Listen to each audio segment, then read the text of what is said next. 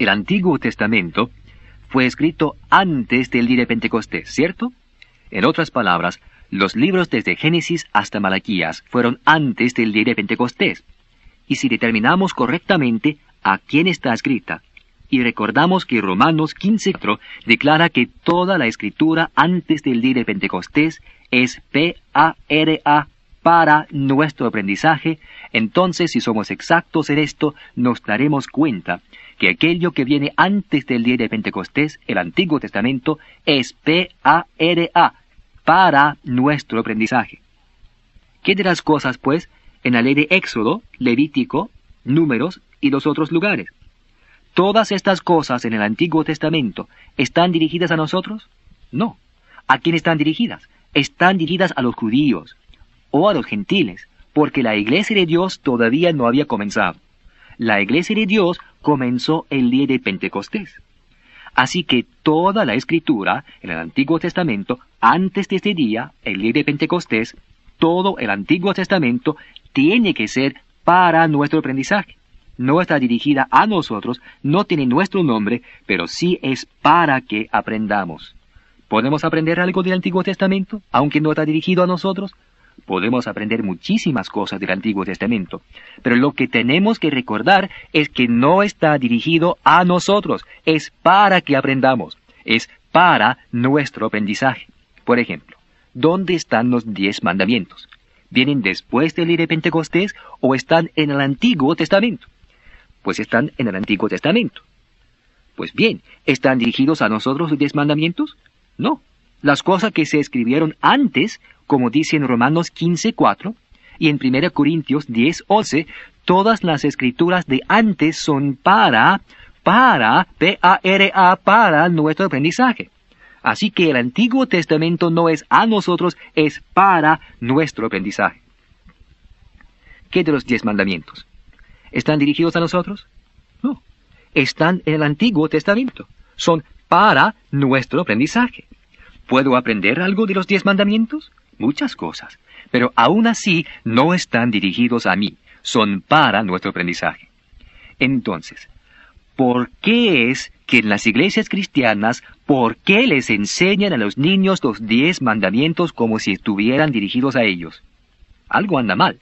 O la palabra está mal, o lo que dicen acerca de los 10 mandamientos está mal.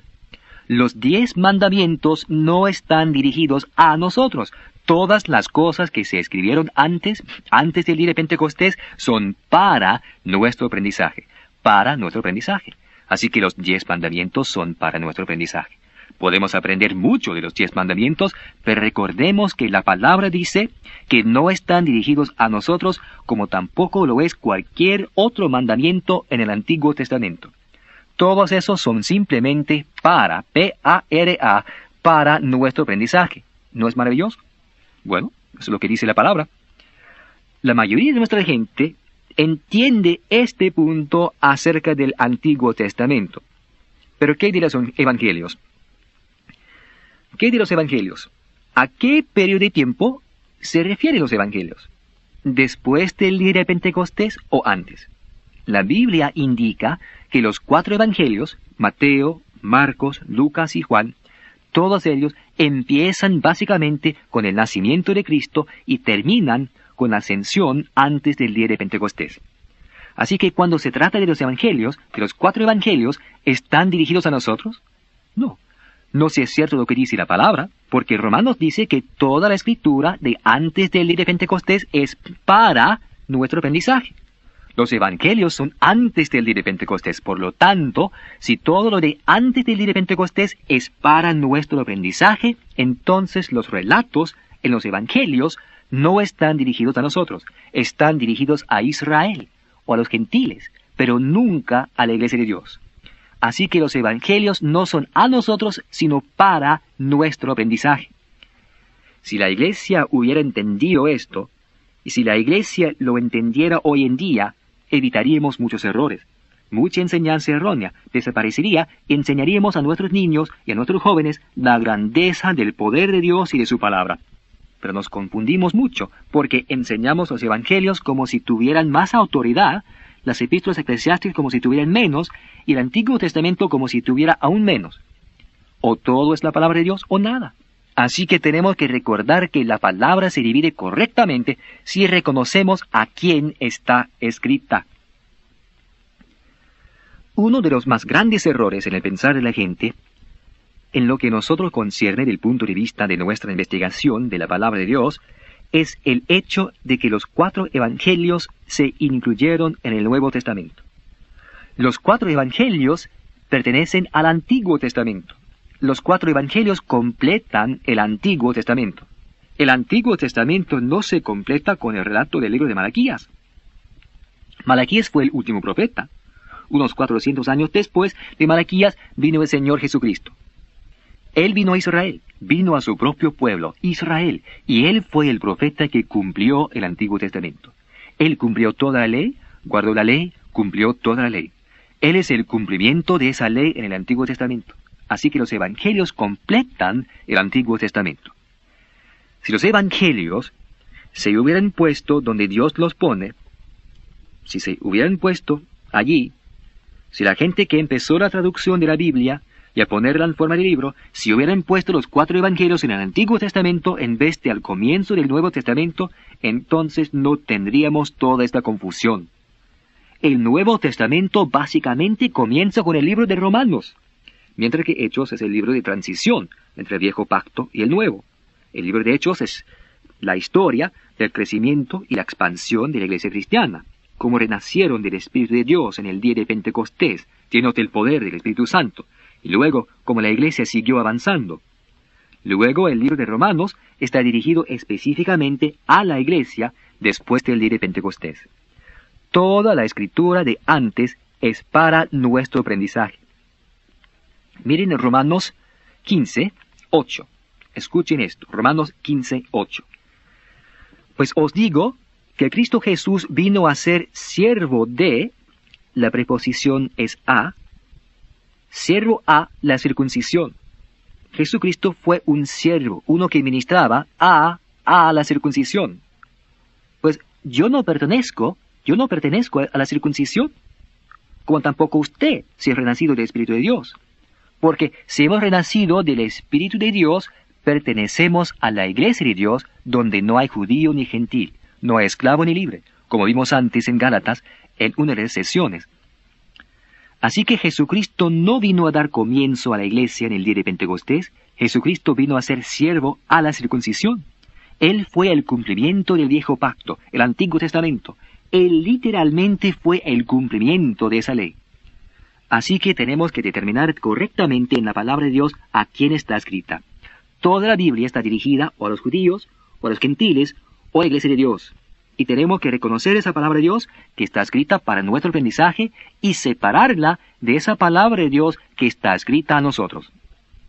Estas 2 preposiciones, para y a, distinguen entre la verdad y el error cuando se trata de dividir correctamente la palabra de Dios, aunque se entiende que se interpreta a sí misma en el versículo, en el contexto o como se ha usado anteriormente.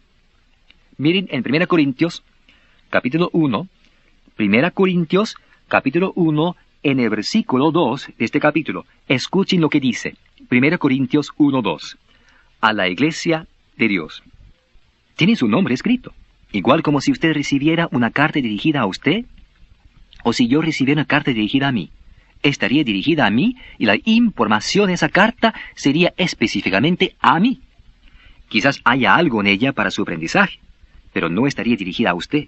Sería solamente para su aprendizaje. Mire lo que dice aquí en Corintios. Está más claro que el agua. Dice, a la iglesia de Dios. Entonces, ¿a quién está dirigida Corintios? A la iglesia de Dios. Eso es lo que dice, eso es lo que quiere decir. Miren en Efesios, Corintios, Gálatas, Efesios, capítulo 1, versículo 1. Pablo, apóstol de Jesucristo, por la voluntad de Dios, a los santos y fieles en Cristo Jesús que están en Éfeso. ¿Quiénes son los santos? Los santos son los creyentes renacidos. Si usted es renacido del Espíritu de Dios, usted es un santo. Los santos y fieles en Cristo Jesús que están en Éfeso. ¿A quién está dirigida Efesios? Está dirigida a la iglesia. Está dirigida a la iglesia. Y esto es tan sencillo. Todo el Antiguo Testamento, además de los 4 evangelios, están dirigidos o al judío o al gentil.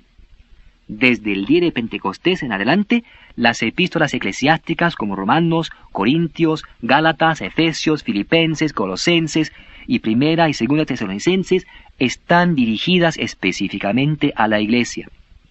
Luego hay epístolas personales en la iglesia como Timoteo, Tito y Filemón.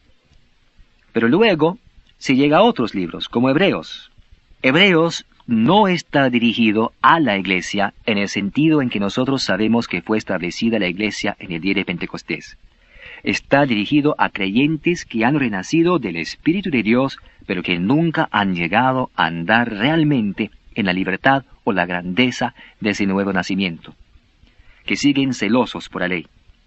El libro de Santiago es igual en este sentido. Permítanme mostrarles algo en Santiago. Hebreos, Santiago capítulo 1. Escuchen esto. Santiago capítulo 1. Santiago, siervo de Dios y del Señor Jesucristo, a las 12 tribus que están en la dispersión. Salud. A las 12 tribus. ¿Se podría decir más claramente? ¿Lo podría escribir más perfectamente Dios? Está dirigido a las 12 tribus que están dispersadas, los judíos de la diáspora, las 12 tribus de los judíos. Por eso van al libro de Santiago y escogen escrituras como la que habla de ungir con aceite y los otros, y no funciona porque no se dirigió a la iglesia a la cual usted y yo pertenecemos. Se dirigió a los creyentes renacidos que todavía eran celosos por la ley, que habían renacido del Espíritu de Dios, pero que también querían seguir guardando todavía toda la ley del Antiguo Testamento. Gran parte del Antiguo Testamento, la razón por la cual se aplica también a la mayoría de los creyentes hoy en día es porque los creyentes que han renacido del Espíritu de Dios aún no quieren creer aquellas escrituras dirigidas a ellos, y quieren en algún momento u otro ponerse bajo la ley. Tuvieron el mismo problema en la iglesia del primer siglo. En Hechos 21 hay un relato que pienso que debería compartir con ustedes en este momento. Hechos 21, versículo 20. Cuando ellos lo oyeron, glorificaron a Dios, y le dijeron, ya ves, hermano, cuántos millares de judíos hay que han creído. Habían renacido del Espíritu de Dios, creyeron, fueron salvos después del día de Pentecostés. Fíjense, cuántos millares de judíos hay que han creído, pero todos son celosos por la ley. Todos son celosos por la ley.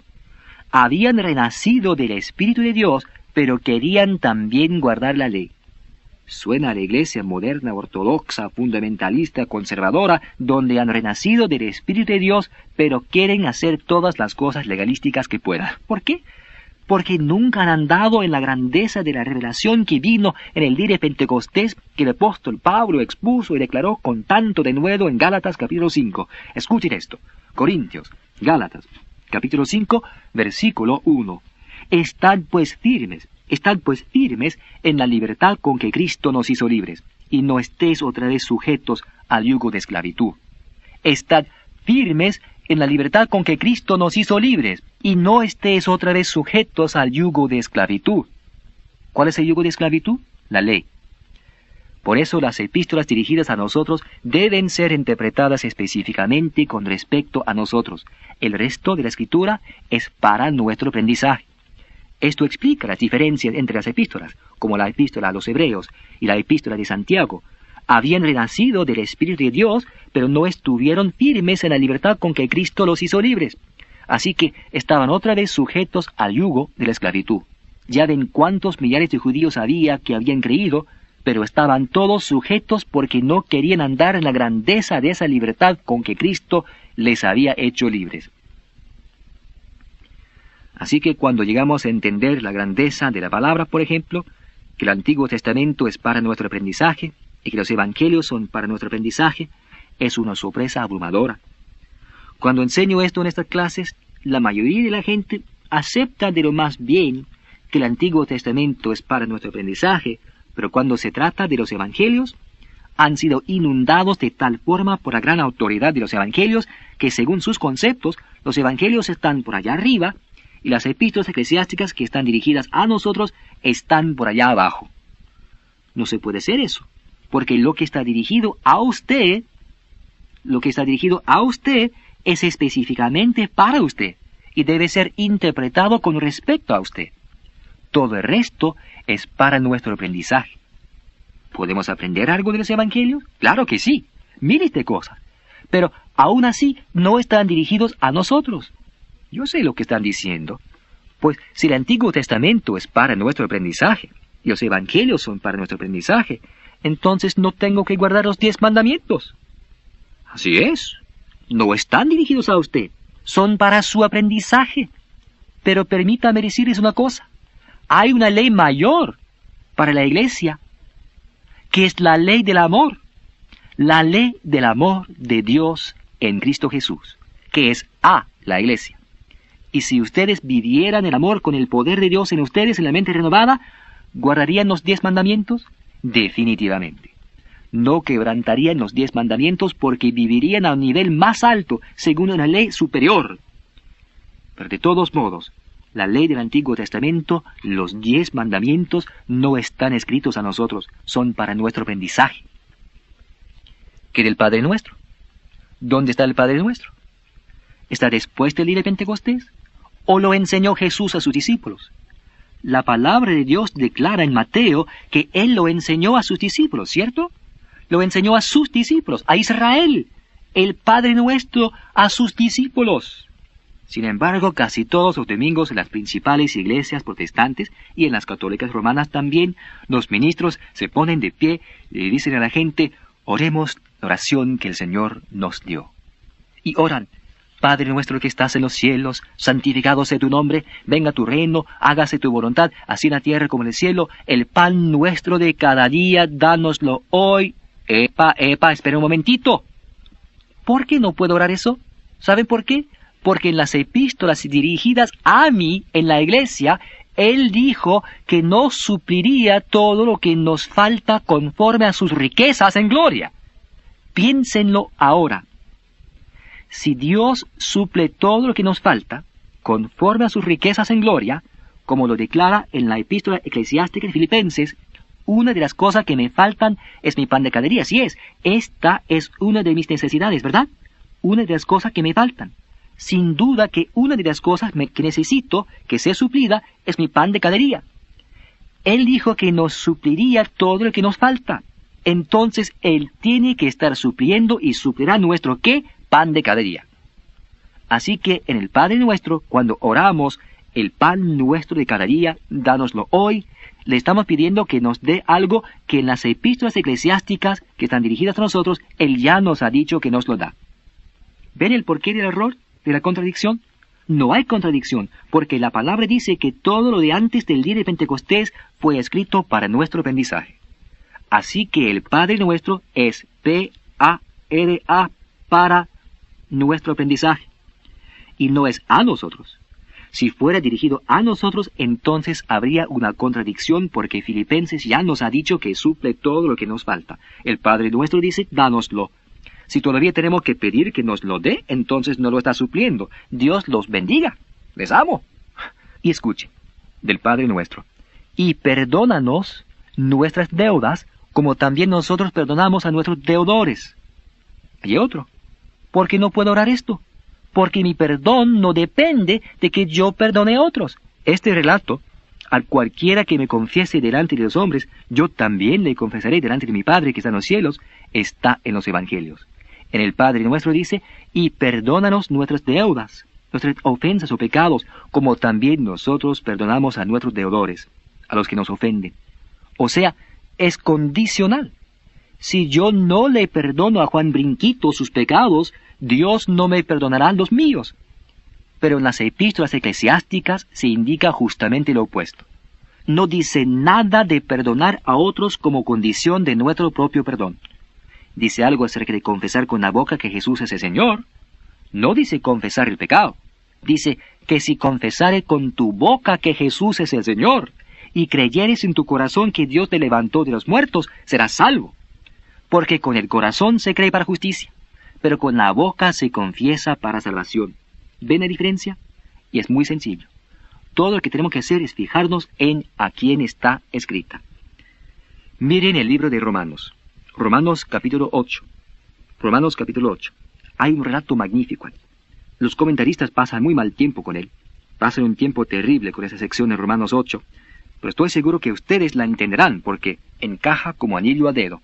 Romanos 8.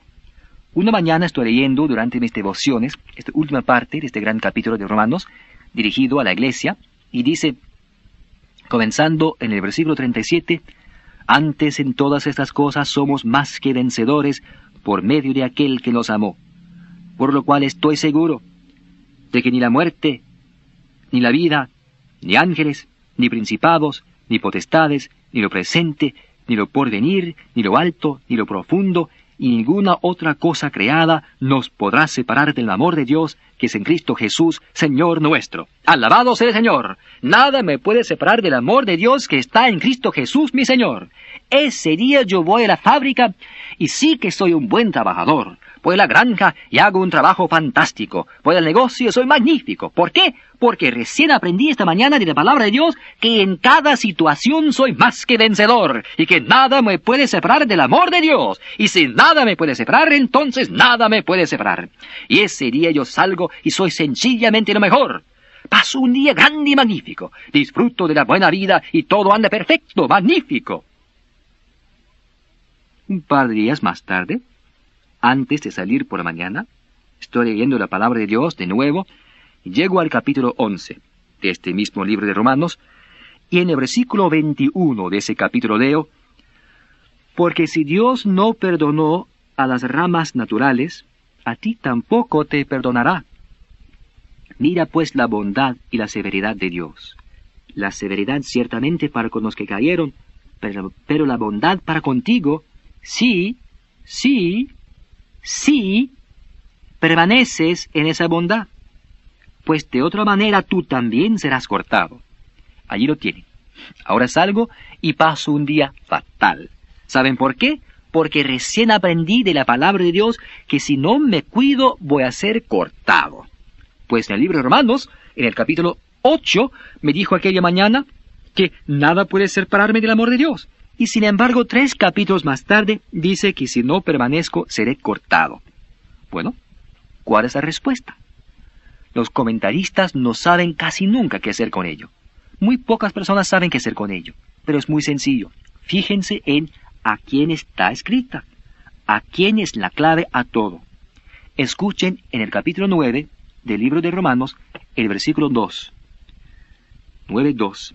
Tengo gran tristeza y continuo dolor en mi corazón, porque deseara yo mismo ser anatema, separado de Cristo, por amor a mis hermanos, los que son mis parientes según la carne. ¿Quiénes serán sus parientes según la carne? En el versículo 4 dice que son israelitas. Ahora, ¿a quién está dirigido?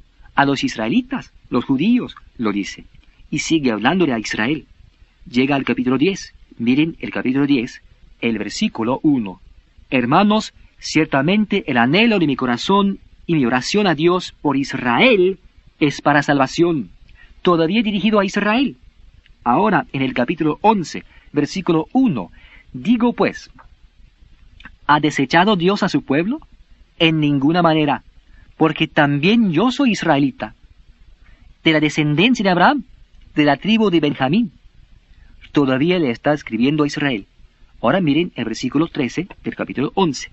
Porque a vosotros hablo gentiles.